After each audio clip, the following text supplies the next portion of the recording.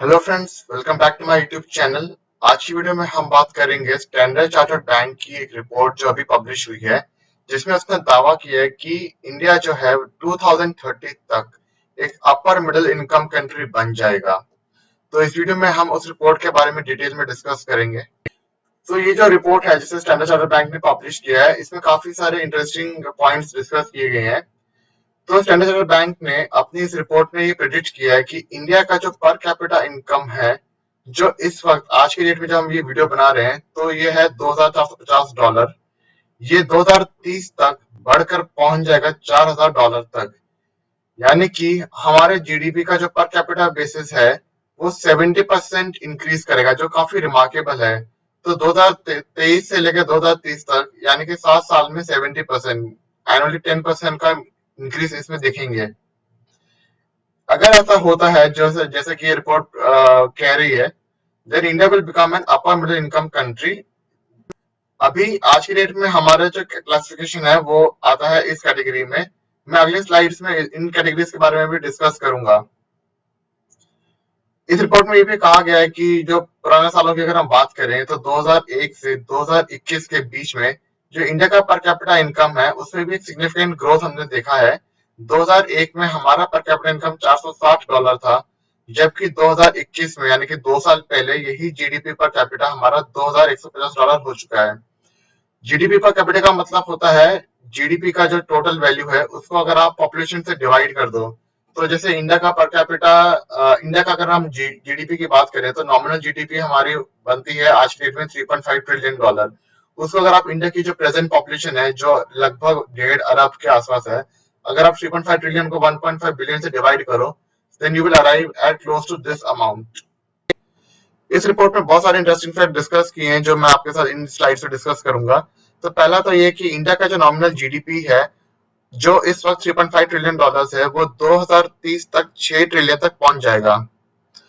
अभी की अगर हम बात करें तो अभी जो हमारा जीडीपी है उसमें 50% से ज्यादा जो कंट्रीब्यूशन है वो हाउस होल्ड कंजम्पशन से आता है, जो हमारा डोमेस्टिक हाउस होल्ड कंजम्पशन है। क्योंकि आप जानते हैं कि इंडिया की पॉपुलेशन बहुत बड़ी है, इनकम सभी के पास है, हर कोई नौकरी कर रहा है, कमा रहा है, खर्च कर रहा है। सिमिलरली जो इसमें ऐसा भी कहा गया है कि 2030 तक जो एक्सटर्नल ट्रेड है वो सबसे बड़ा कंट्रीब्यूटर होगा हमारे जीडीपी के ग्रोथ में।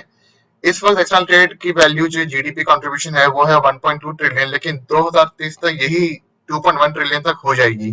सेकंड में जो ग्रोथ ड्राइवर जो इस रिपोर्ट में आइडेंटिफाई किया गया है वो है हाउस होल्ड कंजम्पशन। अभी की अगर हम बात करें तो अभी जो हमारा हाउस होल्ड कंजम्पशन है वो जीडीपी पे 2.1 ट्रिलियन का कंट्रीब्यूशन करता है, लेकिन 2030 तक यही कंट्रीब्यूशन 3.4 ट्रिलियन तक हो जाएगा। और इस रिपोर्ट में 9 स्टेट्स की बात की गई है। ऐसा कहा गया है कि इंडिया के 9 स्टेट्स ऐसे होंगे जो इसको अपर मिडिल इनकम स्टेटस पहुंचने में काफी कंट्रीब्यूट करेंगे, और ये स्टेट्स जो है इनका इंडिविजुअल जो स्टेट जीडीपी पर कैपिटा होगा वो $4,000 होगा।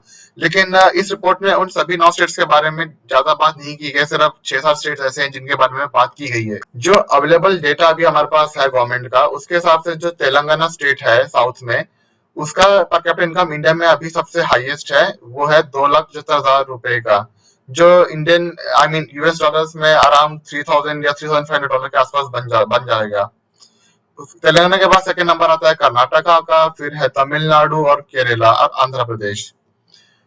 इस रिपोर्ट में कहा गया है कि 2030 तक जो है सिचुएशन थोड़ी अलग होगी, क्योंकि गुजरात जो है वो नंबर 1 होगा पर कैपिटा इनकम के हिसाब से, और गुजरात के बाद महाराष्ट्र, तमिलनाडु, कर्नाटका, हरियाणा, तेलंगाना और आंध्र प्रदेश का नंबर आएगा। तो अब सवाल उठता है कि इंडिया की इस ट्रेमेंडस जो ग्रोथ है जीडीपी पर कैपिटा पे और जो ओवरऑल जीडीपी पे, इसके पीछे कंट्रीब्यूटिंग फैक्टर क्या है? तो उसका उस रिपोर्ट में इशारा किया गया इसकी तरफ, डेमोग्राफिक डिविडेंड की तरफ।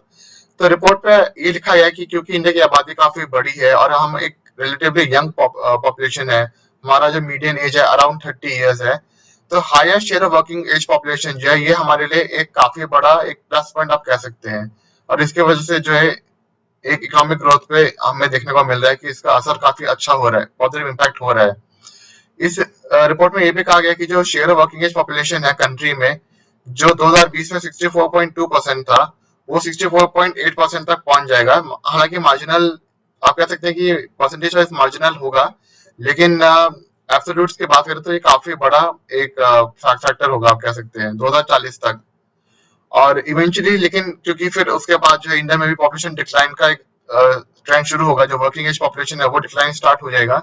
तो 2050 तक यही जो share of working age population है ये 62%, यानी मतलब 61.1 या रफली 62% तक पहुंच जाएगा। इस रिपोर्ट में कुछ कॉशंस और कुछ कंसर्न्स को भी इन्होंने हाईलाइट किया हुआ है। तो पहला जो इन्होंने कॉशन किया या कंसर्न रेज किया वो है persistent negative growth rate in employment rate.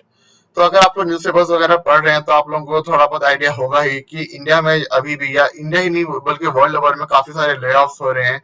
या इवन अगर हम लोग इकोनॉमिक ग्रोथ की भी बात करें तो शुरू से ही इंडियन इकोनॉमिक ग्रोथ का क्रिटिसिज्म ये रहता है कि हमारे यहाँ जीडीपी तो बढ़ रहा है, बिजनेसेस एक्सपेंड कर रहे हैं, लेकिन उतने ज्यादा जॉब क्रिएशन नहीं हो रहा जितना एक्सपेक्ट किया जाता है। तो इस रिपोर्ट में यही कहा गया कि अगर ऐसे ही नेगेटिव ग्रोथ रेट चलता रहा, अगर इस तरह से ग्रोथ रेट जो एम्प्लॉयमेंट ग्रोथ रेट है वो पुअर रहा, तो इससे जो है इस टारगेट को अचीव करना थोड़ा डिफिकल्ट हो सकता है।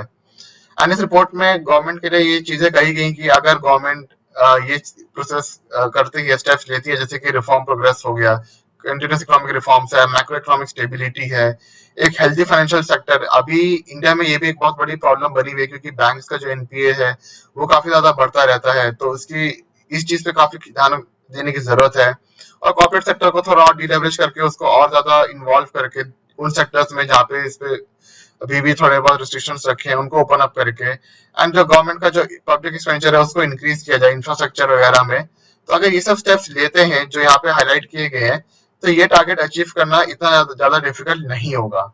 इसके साथ ही आज की वीडियो यहीं पे समाप्त होती है। अगर आपको वीडियो अच्छी लगी तो प्लीज चैनल को सब्सक्राइब कीजिए, मेरे चैनल को वीडियो को लाइक कीजिए, चैनल को सब्सक्राइब कीजिए। Till then, thank you.